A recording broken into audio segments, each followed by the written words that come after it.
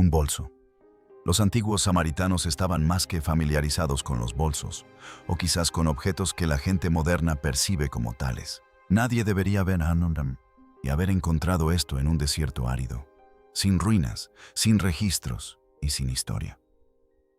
Un hombre recogió un objeto que solo debería existir en tallas de piedra. Estos bolsos solo habían aparecido como misteriosas tallas o relieves. Aparecieron en Mesopotamia. Eran pequeños, sólidos e inconfundiblemente moldeados por manos humanas. Al principio, parecían insignificantes. Luego los científicos los descubrieron. La forma coincidía con un extraño objeto tallado en antiguos relieves sumerios, siempre sostenido por dioses que hasta ahora no se había encontrado en la vida real. Al examinarlo más de cerca, los investigadores se dieron cuenta de que no se trataba de un símbolo. Y lo que sucedió después los dejó atónitos. Llevaban lo que la gente llama bolsos, pero en realidad no lo eran. En este caso eran cubos. Un hallazgo que no debería existir. El hombre no exploraba ruinas ni seguía un mapa. En cambio, se desplazaba por una extensión de desierto que los expertos habían descartado décadas atrás. No había registros de ciudades allí, ni rutas comerciales que la atravesaran. La zona carecía de ríos antiguos, asentamientos o cualquier motivo para que la historia se hubiera detenido en ese lugar. Los arqueólogos ignoraban regiones como esta porque se suponía que no encontrarían nada. La tierra estaba desierta de la forma más definitiva posible, como si el pasado mismo hubiera decidido mantenerse alejado. Incluso los lugareños la evitaban, no por peligro, sino porque simplemente no había nada allí.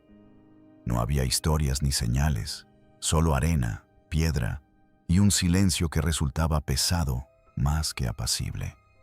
Sin embargo, mientras el hombre caminaba, el suelo bajo sus pies cambió de arena suelta a una capa más dura y compacta. Era de esas formas que solo se crean tras largos periodos de quietud. Fue entonces cuando la notó. No sobresalía claramente ni llamaba la atención, pero era lo suficientemente extraña como para interrumpir su paso. Era un borde rígido, demasiado recto y preciso. La naturaleza no forma líneas tan limpias en lugares sin una estructura que las sostenga. Al principio, supuso que se trataba de un trozo de basura moderna, algo que se le había caído o había quedado enterrado por casualidad. Pero al apartar la arena, la forma se resistía a volverse común. Poco a poco, fue apareciendo más, resistiéndose al suelo como si hubiera sido colocada allí a propósito. El objeto tenía una base plana que le permitía mantenerse erguido, una parte superior curva que se elevaba uniformemente y un arco estrecho que conectaba a los lados.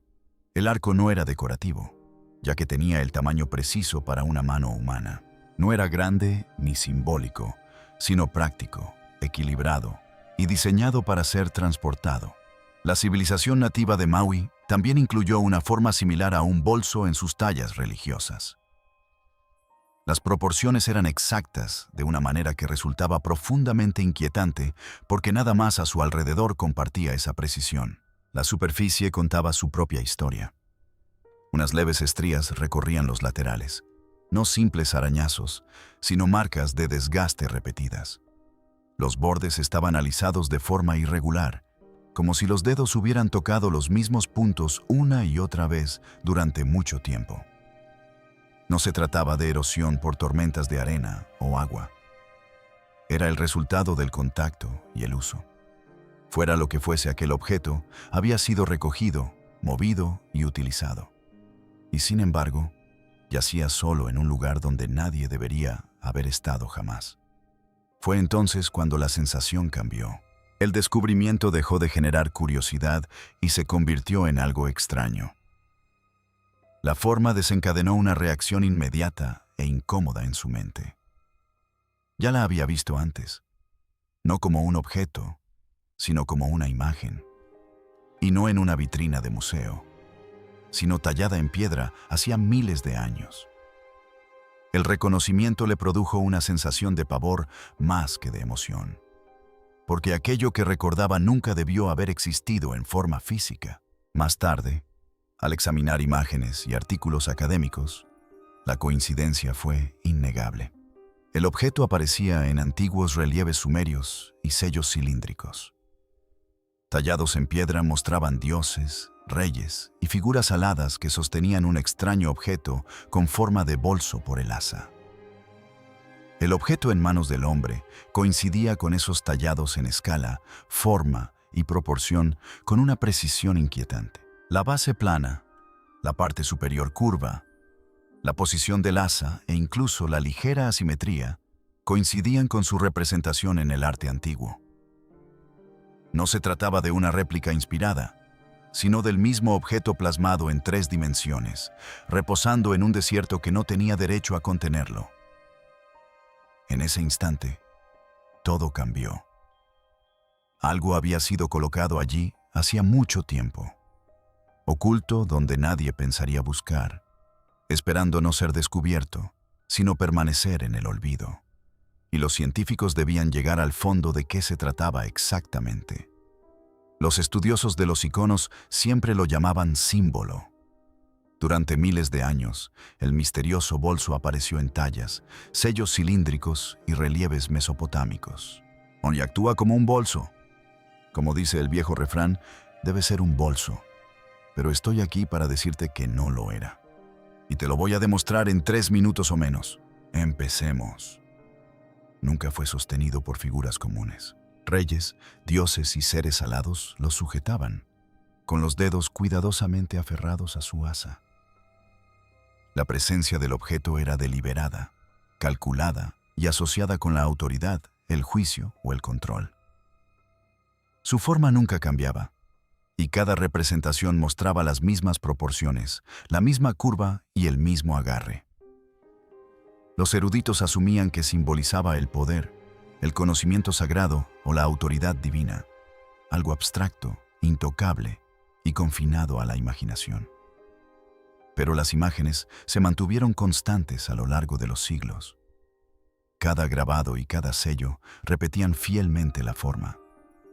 La precisión resultaba inquietante y no se trataba de una variación artística, era una referencia a algo real.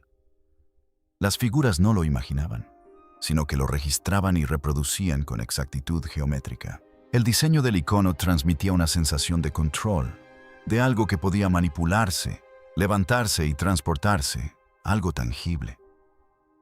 Aún más inquietante era el hecho de que formas similares aparecieran en culturas separadas por océanos y milenios.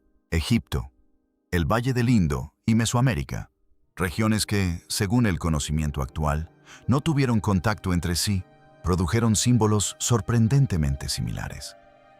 Los estudiosos descartaron estos sucesos como una coincidencia, asumiendo una invención independiente o una metáfora compartida. Era más fácil ignorar las implicaciones que afrontarlas. La suposición de que el bolso era puramente simbólico permitió que siglos de estudio se mantuvieran dentro del ámbito académico.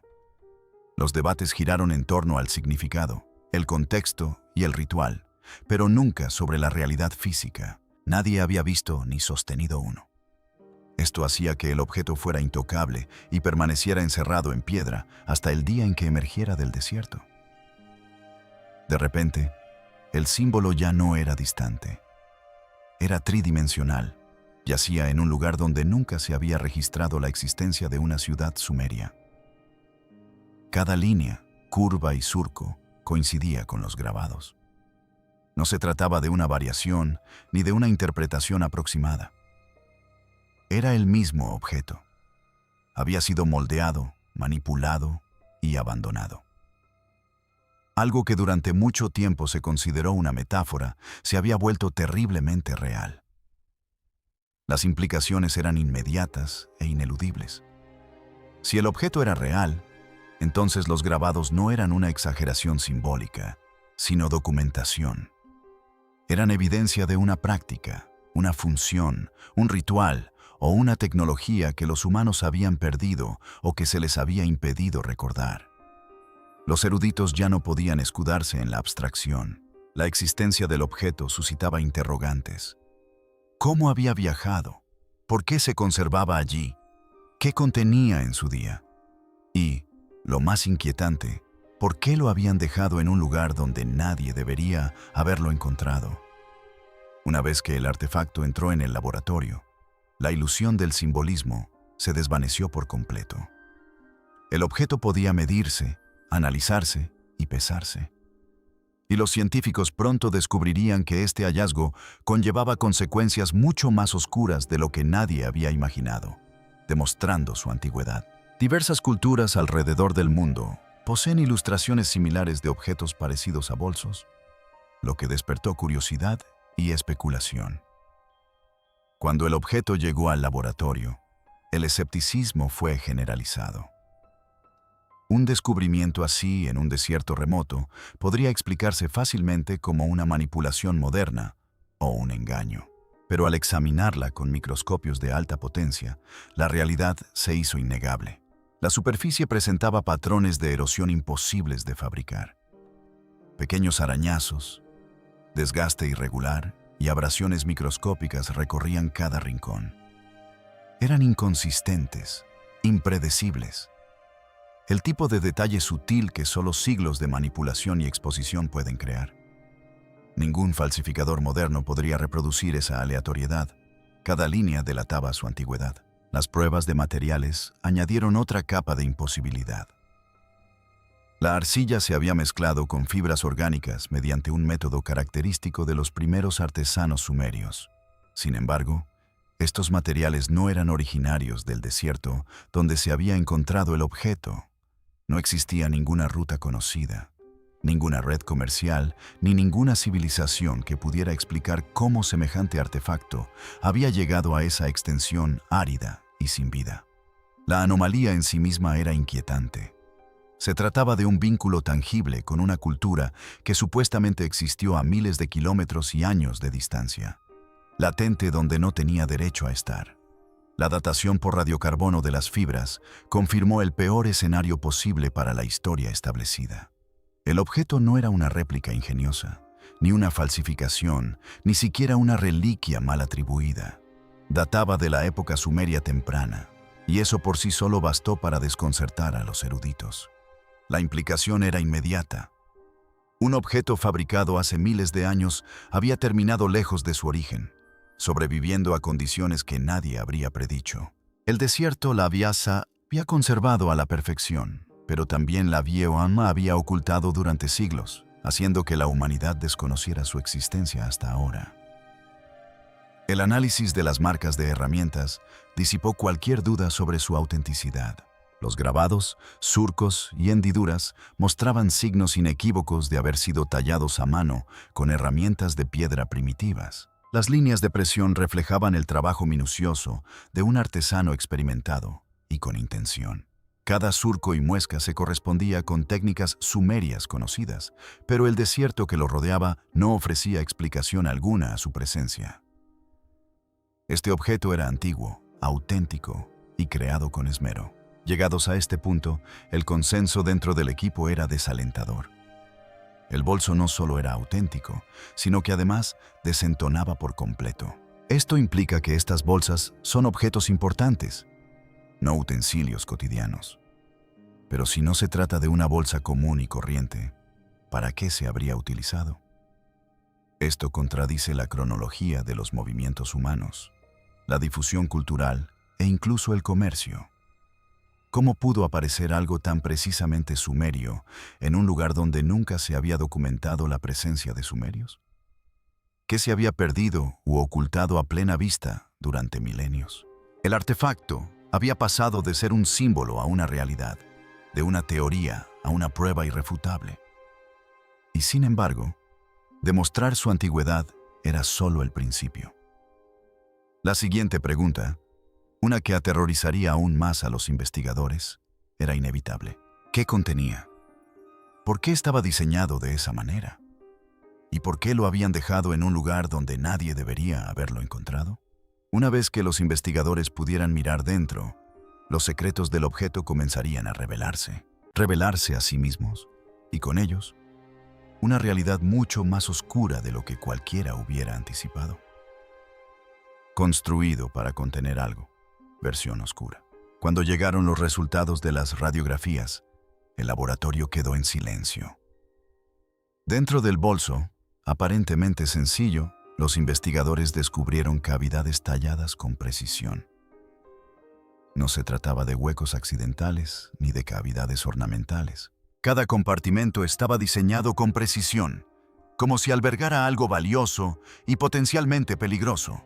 La simetría y la ingeniería no dejaban lugar a dudas. El objeto había sido concebido para contener una sustancia específica, algo que su creador comprendía que requería un control riguroso. Las mediciones de densidad confirmaron lo que nadie quería admitir. El bolso había sido mucho más pesado de lo que la arcilla por sí sola podía explicar.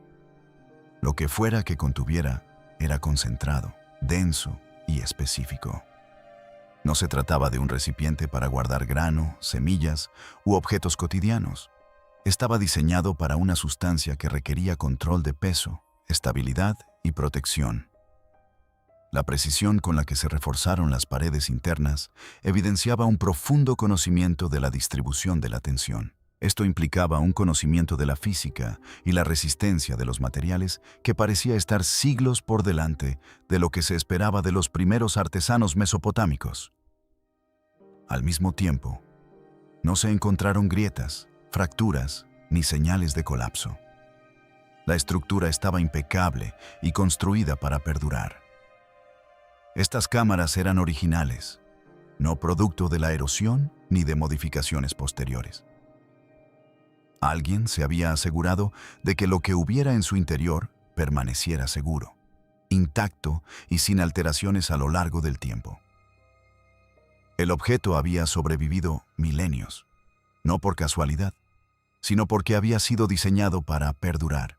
Cada detalle sugería una intención deliberada: la curva del asa, la alineación de las paredes y la uniformidad del espacio interior. Era una herramienta diseñada con un propósito, no un símbolo para exhibir. El bolso nunca había sido concebido para estar en un estante. Había sido llevado, manipulado y utilizado en alguna función que exigía precisión y discreción.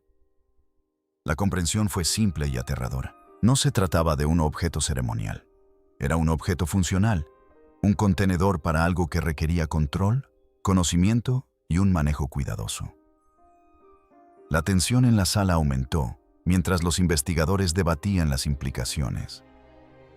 Si estaba diseñado para contener algo con tanto cuidado, ¿qué era? ¿Algo valioso, peligroso, prohibido? Todas las posibilidades tenían peso, y ninguna resultaba tranquilizadora. La función original del bolso había permanecido oculta deliberadamente, preservada tras capas de tiempo, arena y piedra hasta ahora. Y fuera lo que fuese su contenido, había sido lo suficientemente importante como para justificar siglos de meticulosa artesanía e ingeniería. En ese instante, el objeto dejó de ser una curiosidad. No se trataba de un artefacto inofensivo, sino de una herramienta funcional y deliberada de una civilización capaz de realizar operaciones controladas de alto riesgo. Su descubrimiento suscitó de inmediato interrogantes sobre conocimientos y tecnología que habían sido mantenidos en secreto, olvidados o borrados de la historia. Cuando los investigadores examinaron la sustancia que alguna vez contuvo, los secretos del objeto traspasaron la línea entre lo inquietante y lo peligroso, revelando una realidad que nadie había previsto. Evidencia de contenido peligroso. La aterradora verdad en su interior. Cuando llegaron los primeros análisis químicos, el laboratorio quedó sumido en un silencio atónito. Dentro de las cámaras internas de los bolsos sumerios, los investigadores descubrieron un compuesto orgánico de mercurio que ningún laboratorio moderno podría replicar por completo. No se trataba de un contaminante residual ni de un residuo accidental. La mezcla se comportaba de forma impredecible, cambiando su viscosidad en segundos al exponerse a la luz, el calor o el aire. Reaccionaba como si estuviera viva y respondía a las condiciones con una precisión que sugería un diseño deliberado. Desde el primer momento, quedó claro que no se trataba de una sustancia común. había sido diseñada con un propósito, y uno peligroso, además. El examen microscópico reveló otro detalle impactante. Se trataba de polen de una especie vegetal que se creía extinta, con propiedades bioquímicas únicas. Su estructura indicaba adaptaciones capaces de producir potentes efectos neuroactivos. No se trataba de un aditivo cualquiera, ya que había sido cuidadosamente recolectado, procesado y conservado. Alguien en el mundo antiguo se había esforzado enormemente en cultivar un agente psicoactivo o neurotóxico, concentrándolo a niveles a los que ninguna persona común podría sobrevivir. La combinación de mercurio y compuestos vegetales raros sugería un control sobre las reacciones químicas mucho mayor de lo que los historiadores habían imaginado. Los toxicólogos que estudiaban los residuos observaron indicios químicos que sugerían que la mezcla podía afectar el sistema nervioso, produciendo alucinaciones, parálisis o cambios repentinos de comportamiento. Las paredes de los bolsos presentaban rastros repetidos del compuesto, lo que demostraba que había sido almacenado, vaciado y rellenado muchas veces. No se trataba de una ofrenda ceremonial ni de un almacenamiento simbólico. Se trataba de una herramienta operativa diseñada para uso repetido, manejada únicamente por personas con un conocimiento profundo de sus peligros. La sola idea les heló la sangre al equipo. Estas personas manipulaban neuroquímicos volátiles en una época que, según la mayoría de los libros de texto, carecía de tal conocimiento. El bolso en sí mismo reveló el motivo. Las imágenes de rayos X ya habían confirmado que sus cámaras internas estaban cuidadosamente diseñadas para distribuir el peso, evitar grietas y resistir la presión. Ahora, con la evidencia química en mano, el razonamiento se volvió terriblemente claro. El objeto estaba diseñado para contener algo inherentemente inestable, algo que podría matar si se liberaba accidentalmente. Incluso en su estado degradado por siglos de antigüedad, la sustancia reaccionaba violentamente al calor o la humedad. Cualquier manipulador de la antigüedad habría necesitado habilidad, conocimiento y extrema precaución. Los investigadores comenzaron a atar cabos. Su manipulación repetida indicaba un uso sistemático, casi como un kit portátil para la administración controlada. Su presencia en tallas antiguas, siempre sostenidas por dioses o gobernantes, cobró sentido de repente. Solo aquellos de rango superior o con autoridad sacerdotal habrían sido investidos con un poder tan peligroso. El artefacto no era simbólico, sino una herramienta práctica de control químico. Se trataba de un dispositivo para manipular compuestos volátiles con precisión. La presencia combinada de mercurio, polen extinto y agentes neuroactivos llevó a una conclusión innegable. Era una herramienta para manipular una sustancia capaz de dañar, controlar o matar. El descubrimiento obligó al equipo a enfrentarse a una verdad más oscura que cualquier teoría académica. Este artefacto representaba un conocimiento peligroso, perdido en el tiempo y deliberadamente restringido a unos pocos elegidos. Tras revelarse su contenido, los historiadores se enfrentaron a una pregunta escalofriante. ¿Por qué una herramienta tan potente y peligrosa se ocultó con tanto cuidado a plena vista? ¿Y qué nos revela sobre la sofisticación perdida de las civilizaciones antiguas? Una herramienta oculta tras el arte, en su versión oscura.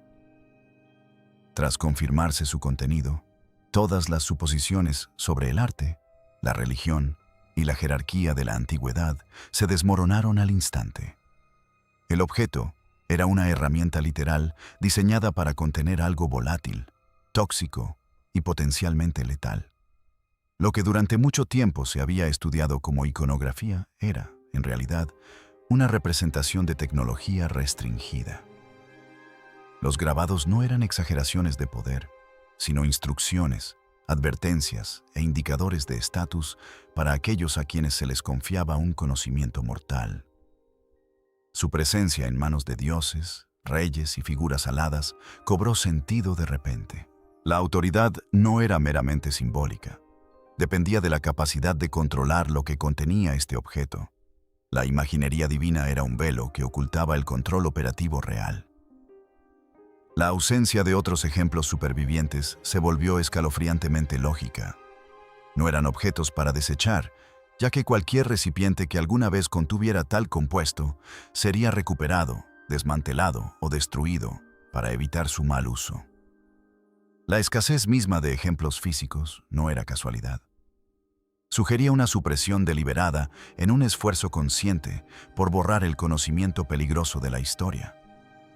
Lo que el excursionista desenterró en el desierto no era un artefacto perdido, sino una brecha de contención donde algo prohibido había quedado expuesto. Los textos antiguos que hacían referencia a mezclas sagradas o a aquellos autorizados a tocar el recipiente adquirieron una dimensión completamente nueva. Durante generaciones, estas frases se habían interpretado metafóricamente. Ahora bien, podían tratarse de instrucciones, advertencias o descripciones técnicas codificadas en lenguaje religioso. Cada referencia a la intervención divina, la purificación ritual o el acceso secreto podría haber sido una directiva literal para prevenir un desastre. Lo que parecía alegórico era, en realidad, un protocolo. Incluso los grabados adquirieron una precisión amenazante. La postura rígida, la presentación solemne del bolso y el agarre controlado no eran elecciones artísticas. La iconografía funcionaba como una forma de entrenamiento codificado o establecimiento de reglas, diseñado para perdurar generaciones, sin revelar la verdad letal a los no iniciados. Las implicaciones eran profundas e inquietantes. Los antiguos no solo creaban símbolos, sino que manejaban poderosas herramientas de uso restringido. Codificaron el conocimiento químico y tecnológico en el arte, controlando cuidadosamente el acceso, la influencia y la supervivencia.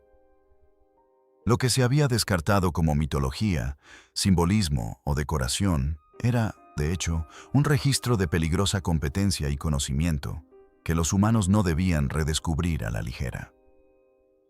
Esta revelación obligó a historiadores y científicos a enfrentarse a una pregunta aterradora. Si esta herramienta existió, ¿qué otras tecnologías reprimidas o sustancias controladas podrían estar ocultas, disimuladas a plena vista, esperando ser desenterradas? ¿Por qué esto cambia la historia? Las aterradoras implicaciones de un auténtico bolso sumerio. El descubrimiento del bolso sumerio obliga a historiadores, arqueólogos y científicos a confrontar un pasado que difícilmente podrían haber imaginado. Por primera vez, existe evidencia física de que las civilizaciones antiguas poseían conocimientos químicos capaces de producir sustancias inestables, tóxicas y neuroactivas que los laboratorios modernos apenas pueden manipular con seguridad.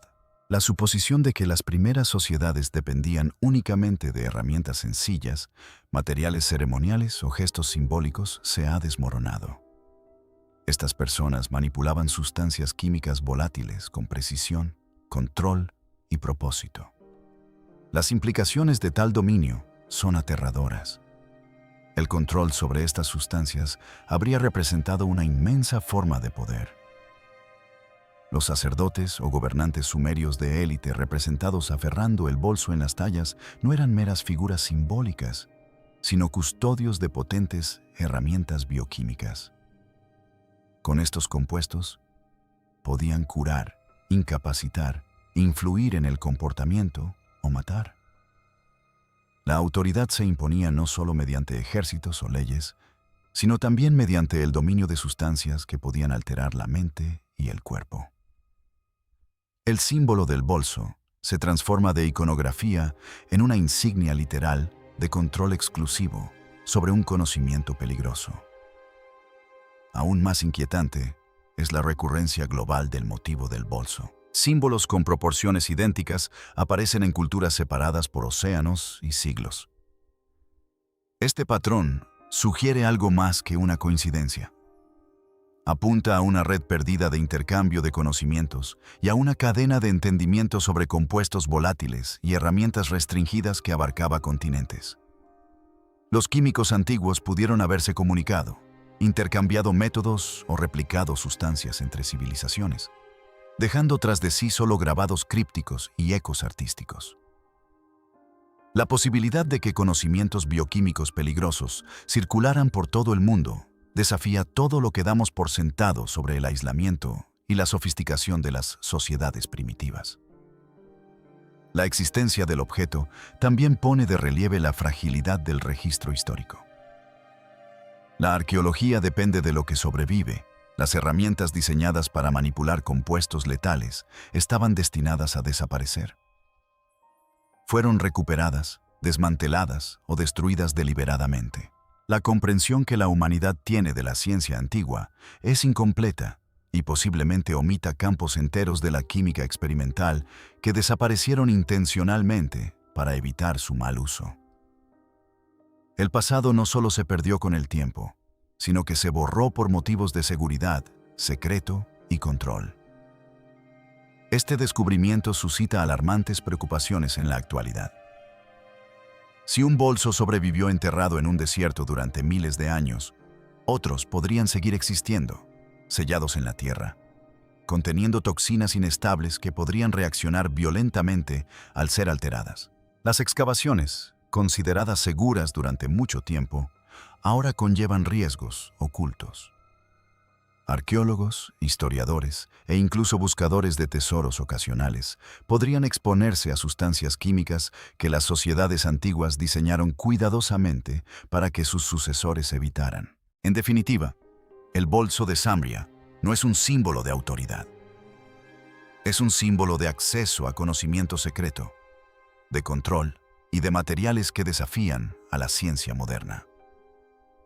Su redescubrimiento no solo reescribe la historia, sino que reabre un capítulo que la humanidad quizás hubiera preferido dejar cerrado. Con estas revelaciones, los investigadores se enfrentan a una cruda realidad. El mundo quizás aún no esté preparado para lo que otros descubrimientos antiguos podrían revelar, y la historia podría contener peligros todavía enterrados bajo las arenas.